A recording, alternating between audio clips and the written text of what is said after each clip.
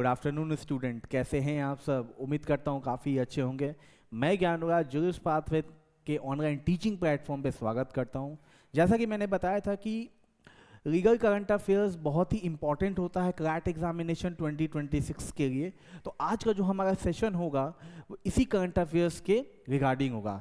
तो हमारे सामने एक सुप्रीम कोर्ट का बहुत ही इंपॉर्टेंट लैंडमार्क जजमेंट आया है जो कि स्टैम्प वेंडर से रिलेटेड है।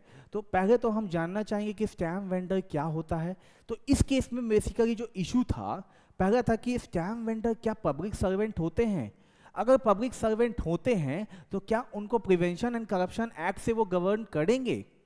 तो इसी के बेस पे जो हमारा आज का जजमेंट है जो कि था अमन भाटिया वर्सेस जीएनसीटी दिल्ली का, तो डिस्कस करते हैं। चलिए, तो जैसा कि बताना चाहूँगा आपको कि स्टैम्प वेंडर क्या होते हैं। तो जब भी कोर्ट का मैटर होता है, कोर्ट के मैटर में हम जानते हैं कि स्टैम्प का बहुत ही इंपॉर्टेंट और सिग्निफिकेंट रोल होता है उसमें।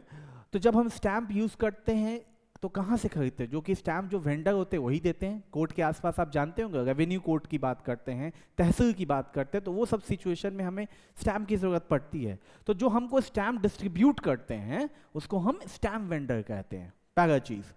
तो इस केस में ये मैटर उठा कि क्या स्टैम्प वेंडर, मान लीजिए कि जब आप स्टैम्प वेंडर खरीदते हैं, स्टैम्प वेंडर से, तो 10 रुपये का स्टैम्प वो 12 रुपये में देता है, तो क्या वो ब्राइब मनी काउंट होगा? पहला क्वेश्चन ये उठा इसमें। दूसरा कि क्या वो पब्लिक सर्वेंट हैं? तो इसी पे सुप्रीम कोर्ट का जजमेंट आया कि स्टैम्प वेंडर जो होते हैं वो पब्लिक सर्वेंट होते हैं। क्यों? क्योंकि उसको कोर्ट की तरफ से कमीशन मिलता है स्टैम्प बेचने पे, ठीक है। अब कोई भी ब्राइब मनी जब वो लेंगे तो उनका जो कन्विक्शन होगा वो होगा प्रिवेंशन एंड करप्शन एक्ट के तहत, जो कि सेक्शन 7 एंड सेक्शन 13 डील करता है। तो ये था केस का एक सिनॉप्सिस फॉर्म में जो कि मैंने आपको बताया। तो इस केस में क्या हुआ था कि जो एक अमन भाटिया थे, जो जिनके ऊपर केस हुआ, जो स्टैम्प वेंडर थे, तो उन्होंने क्या किया कि 10 रुपए का जो स्टैम्प था वो 12 रुपीज़ में उन्होंने बेचा। तो इसमें क्या हुआ कि उनके खिलाफ किसी ने केस फाइल कर दिया। तो जो ट्रायल कोर्ट था उन्होंने उस पर 6 महीने की सजा सुना दी, 6 महीने का कन्विक्शन दे दिया। तो हाई कोर्ट ने भी इस मैटर के ऊपर अपील किया, मींस कि ट्रायल कोर्ट का बात उन्होंने सही कर दिया। तो मैटर जब पहुंचता है सुप्रीम कोर्ट पे, तो सुप्रीम कोर्ट ने बहुत ही पर्पसिव इंटरप्रिटेशन के साथ बताया कि इलीगल ग्रेटिफिकेशन क्या होता है।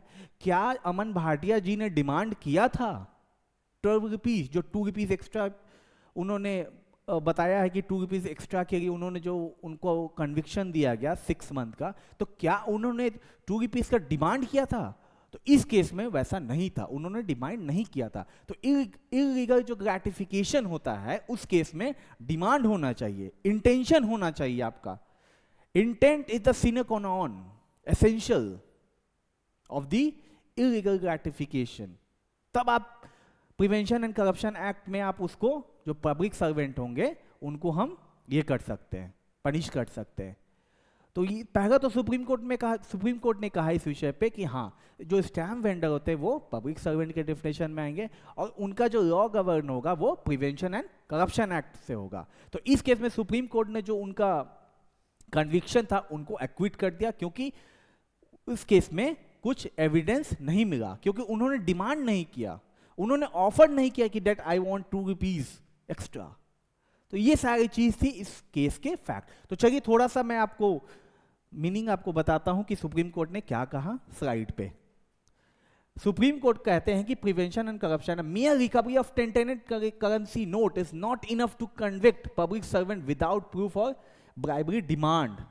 इट मीन्स कि यहां पे डिमांड नहीं थी।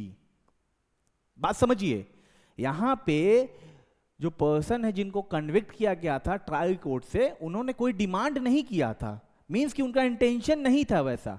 अब देखिए क्या बताया इन्होंने कि while holding the invoking the Prevention and Corruption Act proceeding against them, the Supreme Court clarified that mere recovery of tainted money is not sufficient to establish the guilt of the act unless the demand of such money is proven। जैसा कि मैंने बताया आपको कि यहाँ पे कोई demand नहीं था, लैक ऑफ डिमांड, इस केस की बात कर रहा हूं।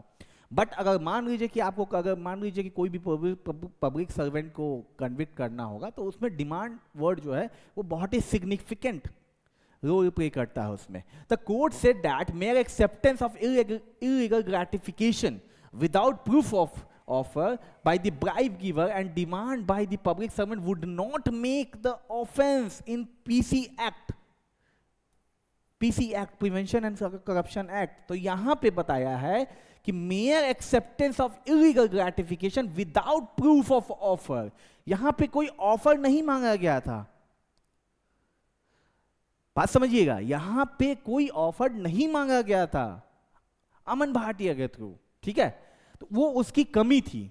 ठीक है, अब मान लीजिए कि ऑफर होता, एक्सेप्टेंस भी होता, तो उस सिचुएशन में वो पनिश हो जाते.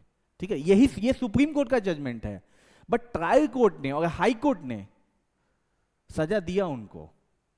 ट्रायल कोर्ट ने उनको 6 महीना का कन्विक्शन दिया. बताइए, 2 रुपीज के लिए 6 महीना कन्विक्शन. ठीक है, ये चीज. उसके बाद देखते हैं, it may be safely concluded that mere possession and recovery of tainted currency from the public servant in the absence of proof. देखिए, these are the key terms, these are the key terms. Absence of proof of demand, जहां जहां आप देखिएगा, देखिए absence, lack of demand is not sufficient to establish an offense against under section 7 and 13(1)(d) of PC Act, Prevention and Corruption Act. Consequently, without the evidence of demand illegal gratification, it cannot be said that the public servant used to corrupt illegal means and abuse the position to obtain valuable thing or pecuniary advantage in the term of 13(1)(c) of the PC Act. The bench was comprising of Justice Pardiwala and Justice Mahadevan. Double bench की judgement थी ये. तो जैसा कि मैंने बताया कि सब चीज की तो कमी है, यहां पे इंटेंशन नहीं था उसको ब्राइब ये करना, एक्सेप्ट करना. ऑफर उसने दिया नहीं अपने साइड से कि हाँ आई वांट 2 रुपीज एक्स्ट्रा, जो चाहे जो भी हो. ठीक है ना, तो इलीगल ग्रेटिफिकेशन इसमें नहीं था. कोर्ट को इसका कमी, अभाव पता चला. That's why court is interpreting the whole situation here.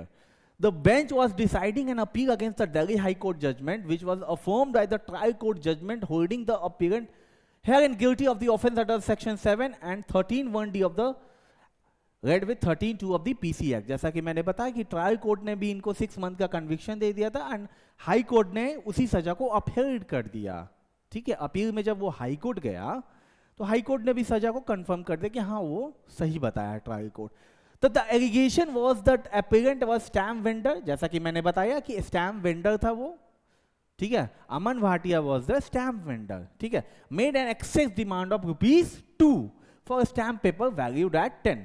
10 रुपए का चीज 12 रुपए में बेचा. ठीक है, based upon the complaint file the purchaser, anti corruption bureau initiated proceeding based on the trap evidence. एक तरह का एविडेंस होता है ट्रैप एविडेंस, उसके बेसिस पे जो करप्शन ब्यूरो की जो टीम थी उन्होंने ये किया. The central issue raised by the appellant concerned his claim that he was not a public servant and not subject to the provision of Prevention and Corruption Act. तो इन्होंने issue raise किया था कि मैं पब्लिक सर्वेंट के definition में नहीं आता हूं, तो मेरे ऊपर प्रिवेंशन एंड करप्शन एक्ट का लॉ गवर्न नहीं होगा.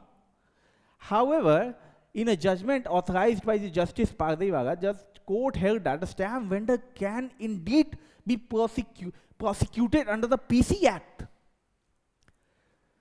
तो कोर्ट कह रहा है, जो जजमेंट है, जज साहब कह रहे हैं, जस्टिस पारदीवाला, कि stamp vendor can be considered as a public servant. जब वो पब्लिक सर्वेंट के डिफिनेशन में आ जाएंगे तो इट मींस कि प्रिवेंशन ऑफ करप्शन एक्ट से वो गवर्न होंगे. At the same time, the court noted that there was neither evidence of demand of bribe. देखिए, जहां जहां एविडेंस नहीं दिया गया, देखिए neither evidence of demand. तो स्टार्टिंग से मैंने बताया कोर्ट को लगा lack of demand, neither evidence of demand for a bribe by the appellant nor proof of any offer by the alleged bribe giver. कोई ना ऑफर किया ना डिमांड किया. ठीक है, so these are the facts. So here the judgment was judgment ये है कि the present case is not of an offer to pay the bribe giver. देखिए these are the key terms, इसके बेसिस पे हम नहीं कन्विक्ट कर सकते भाई। Where in the absence of any demand from the public servant, the mere acceptance of illegal gratification would constitute an offense under Section 7 of the PC Act. The expression offer indicates that there is a conveyance of intention to give. So in this case, there is no intention. बात समझिएगा, इस case में कोई intention to take नहीं था, बात समझिए। Which must be communicated and understood by the recipient. ठीक है, recipient। उसके बाद reading of the meeting of mind. So there is no meeting of mind in this present case. ठीक है, consequently the offer is accepted for such an acceptance to constitute of an offense under the Section 7. There must be clear and cogent evidence establishing to the public servant was aware of the offer and acceptance, it's voluntary knowing to be illegal gratification. In other words, where there is express demand, यहाँ पे कोई demand नहीं की थी, the bribe giver and the bribe taker must shown to have an idem ad idem, same thing या same sense। तो यहाँ पे ऐसा कुछ नहीं था। as regard to the factum of the offer of the bride, the court observed in the term of offer said, since the factum of demand and acceptance bribe was not established, the court acquitted the apparent charges and framed under the PC Act.